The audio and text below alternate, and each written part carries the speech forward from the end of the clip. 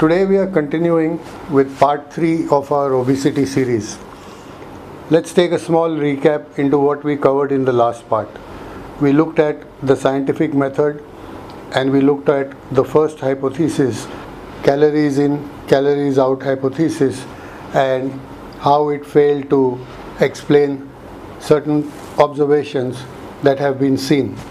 So has it really followed the scientific method?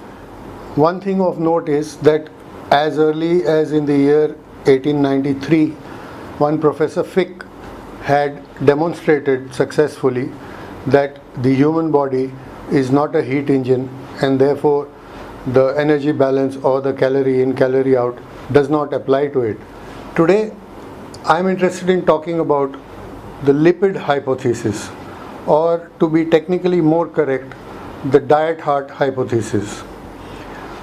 This hypothesis assumes, or this hypothesis theorizes, that the cholesterol level in blood is directly responsible to cardiovascular disease or heart disease. And why may that be important to obesity? Because that changed the way we ate or what we ate. The genesis of the lipid hypothesis was in the 19th century with a pathologist, Rudolf Virchow. He was conducting postmortems on corpses when he observed that many of the bodies had deposits in their arteries, which are what we know as plaques. So these plaques, when he studied them, contained cholesterol. He theorized that this must be because of the cholesterol contained in our diet. Though as early in 1925 it was proved and known that the body produces 80 to 90% of its own cholesterol, and dietary cholesterol or dietary fats have no bearing on this. Wait a minute, 100 years? Yes, 100 years.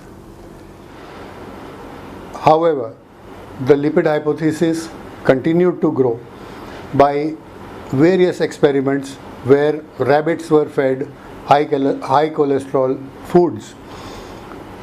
As you would know, rabbits are grass eating animals and there is no fat in their diet. So when a diet is so drastically changed, obviously the results are also going to be drastic.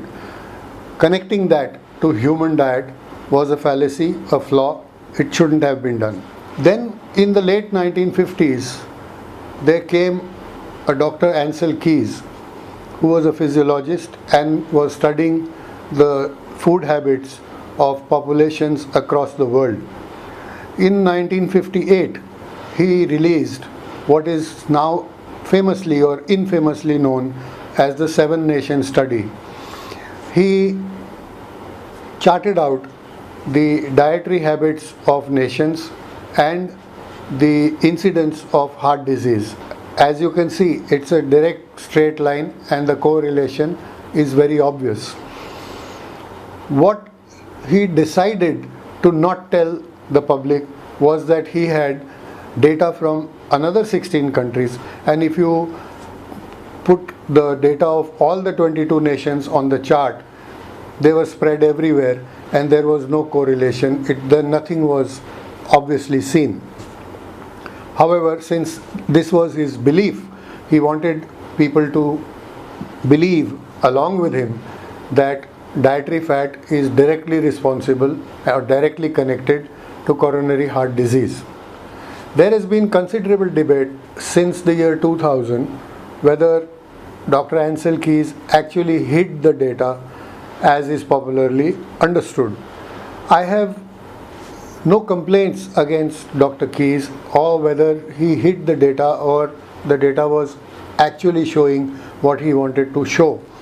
However, his influence on the dietary habits of not just Americans but the world following the Americans was tremendous. The final nail in the coffin of dietary fat came from a super select government committee appointed by President Nixon, which was headed by a Senator George McGovern. The McGovern Committee studied for a number of years the nutrition and human dietary needs and came out with the first US dietary guidelines for Americans, which was later followed by the entire world. They demonized the fat and cholesterol content in food, and therefore the people were forced to turn their dietary attention to alternate sources of energy. As I have mentioned earlier in some video, proteins are not the preferred source of energy because of two reasons. One, that the energy conversion itself is an energy consuming reaction, and secondly, proteins carry the nitro group along with them. This nitrogen is not very healthy for the body, and therefore there is a limit to the amount of protein that one can consume. If protein is in limited quantity, that leaves two other macronutrients, fats and carbohydrates, to supplement your diet and fulfill your energy requirements. Obviously, if one goes up, the other has to go down. And what the lipid hypothesis meant was that fats had to come down, and therefore naturally the carbohydrates had to increase. What happens with the rise in carbohydrates? Just take a few minutes and let us understand that. Carbohydrates convert only and only to glucose upon digestion. There is no disputing that. Nothing else can be brought out from carbohydrates. So the increasing glucose in the blood requires insulin to be released by the pancreas. The insulin attaches itself to the glucose molecules and carts it to the cells for uptake and conversion into energy. However, when the glucose is continuously rising, the cells become resistant to any more. They've had their fill and do not require any more glucose. So they become insulin resistant.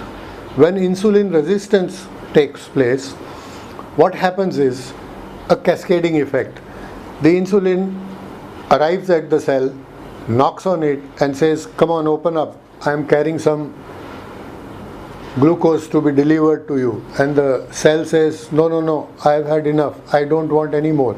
So the insulin keeps on searching for cells which want to receive, and as more and more and more cells become insulin resistant, what happens is the brain looks at the rising blood glucose and thinks that the pancreas is not releasing insulin.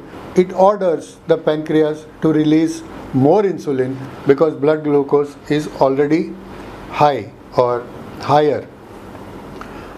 In this cascading manner, more and more insulin keeps flooding our system. Now, insulin has three direct roles to play. Of course, insulin delivers other nutrients as well. But what happens in the presence of so much glucose is, one, it goes to the cell and says, "Here I am, take delivery of the glucose." Then two, it tells the liver, "Okay, already there is a lot of glucose, so please convert all incoming glucose into glycogen, store it, and do not release any more." When the liver stops feeding any more glucose into the system, and the brain instructs the pancreas to release more insulin because the cells are not accepting the glucose, more and more glucose and insulin remain in circulation. Ultimately, out of frustration, insulin is required to convert the glucose into fatty acids and then deliver them to the adipose tissue, the fat cells, and where the fatty acids are received and stored as triglycerides. This is the body's natural way of conducting itself from times immemorial. In those days, food availability was not so certain as it is today. There were periods when we had to go hungry, and therefore the body realized from millions of years ago that it is better to keep energy stored as fat for subsequent use in days of starvation. That's what is still happening today, though food availability has gone up phenomenally higher. So this is how the diet heart hypothesis changed the diets of people towards carbohydrate and towards more release of insulin, insulin resistance, storage of more and more fat, because carbohydrates ultimately convert into fat. Insulin is the sole regulator of fat deposit in the human body. I hope that today's questioning of another hypothesis has got your grey cells ticking, and you will look closer into this question of what causes obesity. In the next part, we'll be offering an alternative hypothesis and try to look at a proposed theory which probably answers all questions better than these two, if not completely. Thank you so much.